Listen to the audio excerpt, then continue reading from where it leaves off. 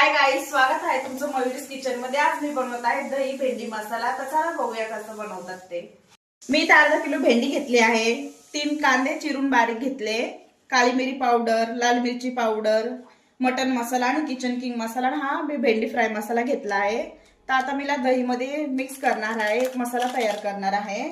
याच्यामध्ये सगळे पावडर मी ऍड करणार आहे आणि मस्तपैकी असं हलवून घेणार आहे। भेंडी अशा प्रकारे मी कट करून घेतली आहे, बघू शकता तुम्ही पण अशा प्रकारे भेंडी कट करून घ्या। आता मी त्या तेल गरम होण्यासाठी ठेवले, त्याच्यामध्ये भेंडी फ्राय करणार आहे। याच्यामध्ये 1 चम्मच मीठ ऍड करत आहे आणि 1 चम्मच थोडीशी हळदी ऍड करत आहे आणि याला मस्तपैकी अशी मी फ्राय करणार आहे। त्याला मी 5 मिनिटांसाठी लाल होईपर्यंत मी फ्राय करणार आहे।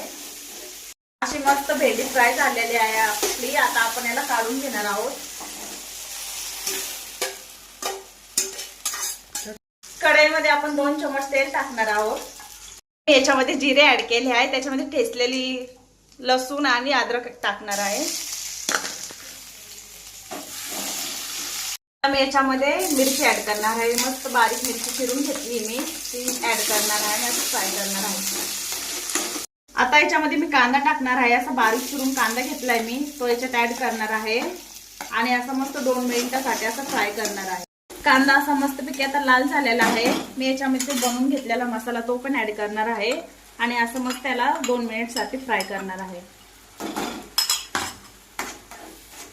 मस्त आपला मसाला रेडी झालेला आहे, फ्राय पण मस्त झाला आहे, मस्त तेल सुटले याला। आता आपण याच्यामध्ये थोडंसं पाणी ऍड करणार आहोत। तुम्ही हवं तितकं मसाला शिजवायला पाणी ऍड करू शकता। आता आपण याला थोडीशी उकळी येऊन देणार आहोत। मस्त असा मसाला आपला रेडी झाला आहे। आता मी याच्यामध्ये भेंडी ऍड करणार आहे फ्राय केलेली आणि 2 मिनिटांसाठी मस्त भेंडीला मसाला लागूपर्यंत आपण याला फ्राय होऊन देणार आहोत। बघू शकता इथं आपलं मस्त दही भेंडी मसाला फ्राय झालेला आहे। आता मी याला टेस्ट साठी देणार आहे। अशा प्रकारे मी दही भेंडी मसाला फ्राय केला आहे, तर मी याला टेस्ट साठी देत आहे।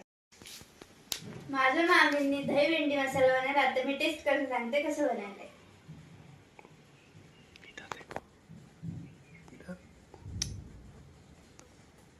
खूप छान बनवेल, तुम्ही पण नक्की ट्राय करा। तुम्हाला जर दही भेंडी मसाला फ्रायची रेसिपी आवडली असेल तर तुम्ही आमच्या YouTube चॅनलला सबस्क्राइब करा आणि व्हिडिओला लाईक करा। थँक्यू।